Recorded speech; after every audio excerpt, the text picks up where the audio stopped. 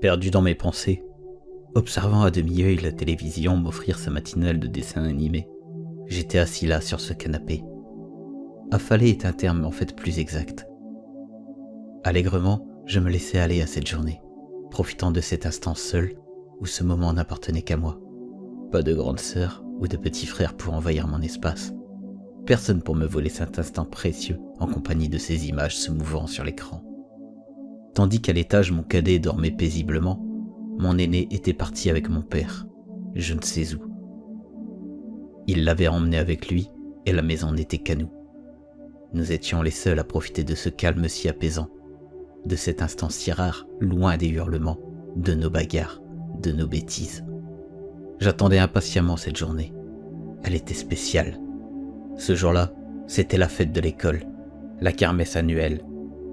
Je devais porter un costume, danser, faire la fête, m'amuser comme un foufou. Une chose qui m'a toujours bien caractérisé. En attendant, j'étais là, toujours en pyjama, tôt au matin dans le salon, sans me douter que non loin, juste à quelques mètres, dans le couloir de l'entrée, à l'angle de la cuisine, allait surgir un événement qui bouleverserait ma vie à jamais. C'est de là qu'il est arrivé. Ce cri si puissant. Pas un cri de peur, pas un cri de terreur, non, de la douleur. Même un enfant de mon âge le reconnaissait, même un enfant de mon âge faisait la différence. Ce cri, provenant de cette voix connue, si familière, cette voix que j'entendais chaque jour, elle qui d'ordinaire sait se faire tendre, même dans ses coups de gueule. Cette voix aimante, celle de ma maman, se répercutait alors contre les murs. Agressant avec fracas l'innocence de ma jeunesse, ce cri maudit envahissait mon espace et l'enfermait dans une bulle isolée du temps qui passe. En elle, tout était si sombre, et les sons émis par la télévision s'étaient stoppés. Elle était muette désormais, elle. Le confort du canapé n'existait plus, la distraction n'existait plus, la pensée n'existait plus. Telle une proie ayant ressenti la présence de son prédateur, tous mes sens s'étaient mis en éveil. D'un mouvement, d'un seul bond, je m'étais retourné et avais sauté pour descendre par son extrémité. C'est là qu'est ensuite arrivée la torpeur. Cette boule se coinçant dans ma gorge, ce nœud à l'estomac, ses jambes se figeant, ce teint blafard recouvrant l'entièreté de mon visage, ses yeux s'écarquillant à la vue de cette scène si inédite, si traumatique quand elle surgit sans crier gare dans vos rétines et s'imprime au fer dans votre mémoire. Devant moi, la plus belle, la plus courageuse des femmes, pliée en deux, peinant à se maintenir sur ses jambes flageolants et tenant son ventre rond de 6 mois et demi. Au sol, ce que je discernais comme étant du liquide me fit ouvrir la bouche de stupeur. D'elle, un seul mot sortit. Maman. Sa tête s'était tournée vers moi, et si en cet instant elle a prononcé des mots, ma mémoire les a oubliés. Ma concentration était portée sur ses yeux d'ordinaire si forts, pleins de vie et de vivacité, étaient là envahis par l'humidité et la stupeur.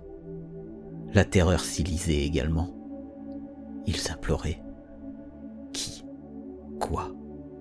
Je ne sais pas, mais l'on pouvait y lire le désespoir. Ça, je m'en souviens. Puis la boule descendit intégralement ma gorge. Mes jambes reprirent force. Mon esprit redevint vif. Mon teint perdit de sa pâleur et mes yeux n'accueillaient désormais plus qu'une pensée. Aider. En une seconde, tout mon corps s'était réveillé. Fini la torpeur. Mais que peut bien faire un enfant face à cela sinon prévenir?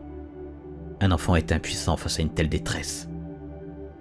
Alors c'est ce que j'ai fait. J'ai prévenu. Traversant le couloir en hâte, j'ai franchi la porte menant à l'extérieur et ai lancé à ma mère un dernier regard. Le dernier, je n'en savais rien en cet instant.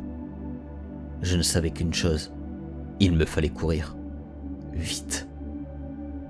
J'ai parcouru alors le pâté de maison, aussi rapidement que le pouvaient mes jambes, et suis arrivé devant cette porte que j'ai martelée puis ouverte avant qu'on me donne l'autorisation d'entrer. Devant moi, ma voisine, une tata de cœur, à qui je hurle. « Maman a un problème! Maman a un problème !» C'est là que se stoppe mon souvenir. Il ne va pas plus loin. Aucune image, aucun son, pas même celui de l'ambulance. Rien de plus n'a été conservé dans ma mémoire. Par ailleurs, aucun autre souvenir de cette époque, des années entourant ce moment, n'a été conservé, ou du moins n'a un jour refait surface. Je l'entends encore aussi, ce cri, strident, vibrant et meurtrissant sa chair. Lui et le souvenir de cet instant sont les seuls survivants de ce pan de ma vie.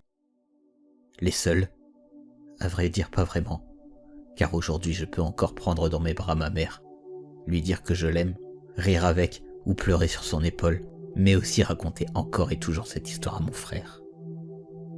Je peux lui témoigner le récit de sa naissance, lui dire qu'il est tout pour moi, que plus que mon cœur, tous deux, leur vie, ont été le moteur de mes jambes et que peu importe nos capacités, peu importe que ce que l'on peut faire est minime, il n'y a qu'une seule chose qui compte, qui sauve et que j'ai appris ce jour-là. Et elle tient en un verbe, réagir. Si vous avez été ému par les mots que vous avez entendus, n'hésitez pas à liker, commenter et partager cet audio. Si les mots s'écrivent, bien plus encore ils se parlent, se lisent et se vivent.